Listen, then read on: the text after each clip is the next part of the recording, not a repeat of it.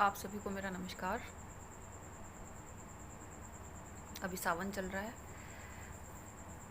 हमारे देश में सावन की बहुत आस्था है, अभी से नहीं पहले से ही।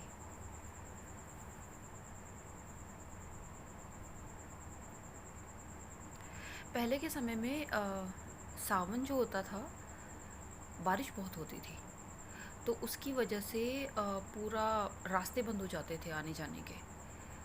रास्ते बंद हो गए तो फिर लोग घरों में ज़्यादा रहते थे।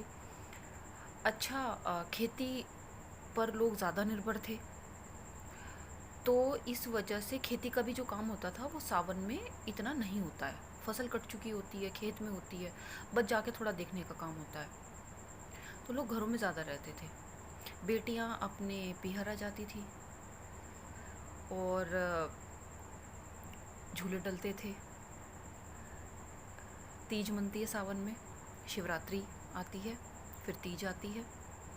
मेरी दादी बोलती थी, अभी मेरी मम्मी भी वही बोलती हैं कि होली जो होती है, होली त्यौहार ले जा। होली के बाद त्यौहार जो होते हैं वो ख़त्म हो जाते हैं, और तीज त्यौहार दे जा, तो तीज के समय पे त्यौहार वापस स्टार्ट होते हैं। रागनियाँ होती थी गाँव में, है ना। हमारे यहाँ पे पश्चिमी उत्तर प्रदेश के अंदर रागनी की बहुत इम्पोर्टेंस रही है। रागनी सिर्फ यही नहीं, जो अभी तो बहुत फुअड़ता भी आ गई है, लेकिन रागनियाँ हमारे पूर्वजों के ऊपर, स्वतंत्रता संग्राम सेनानियों के ऊपर और श्रृंगार रस के ऊपर बहुत सुंदर सुंदर रागनियाँ होती थी। पूरा गांव के अंदर रागनियों का जो पूरे कार्यक्रम होते थे वो ऑर्गेनाइज़ किए जाते थे, तो लोग आते थे, बैठते थे। ये एक एंटरटेनमेंट के साधन होते थे। तीज के ऊपर औरतें झूले डाल के बाग वगैरह में झूलती थी और तीज की शादी करवाती थी। तो ये एंटरटेनमेंट होता था, है ना। एंटरटेनमेंट का साधन, बहुत स्वच्छ और साफ सुथरा साधन। इसके साथ में भाट आते थे गाँव के अंदर, सावन में बहुत आते थे, क्योंकि ज़्यादातर किसान घरों में मिलते थे सावन में। तो भाट आते थे। भाट क्या होते हैं, आजकल का जो अभी बच्चे हैं उन्हें तो ये सब चीज़ें नहीं पता होंगी।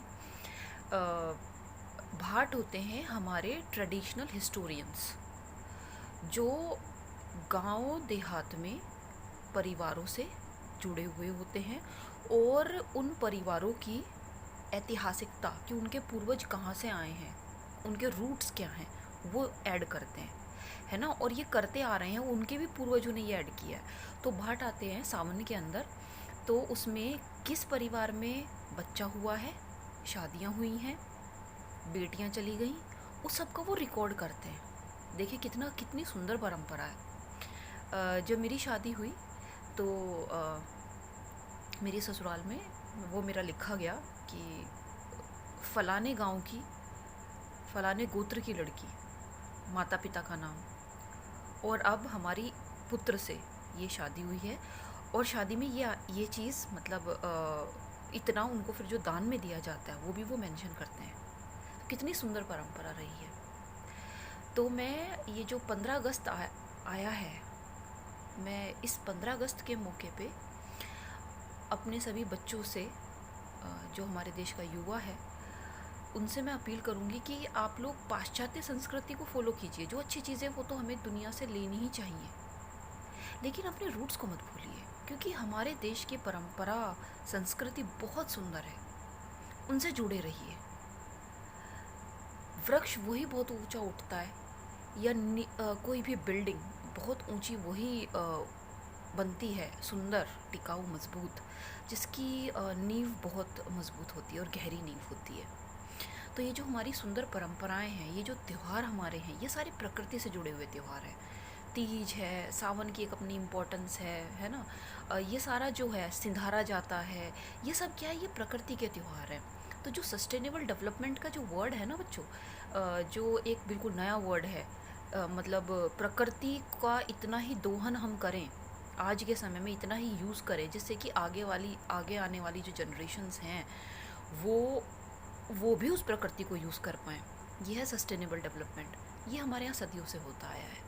तो इस पाश्चात्य संस्कृति की अंध दौड़ में हम अपने रूट्स ना भूलें, है ना। तो यही मेरा एक संदेश है सब बच्चों के लिए, खुश रहिए, स्वच्छता रखिए और अपनी जड़ों से जुड़े रहिए। इस प्रकृति ने ही हमको सब दिया है और इस प्रकृति में हम एक दिन मिल जाएंगे। जय हिंद, वंदे मातरम।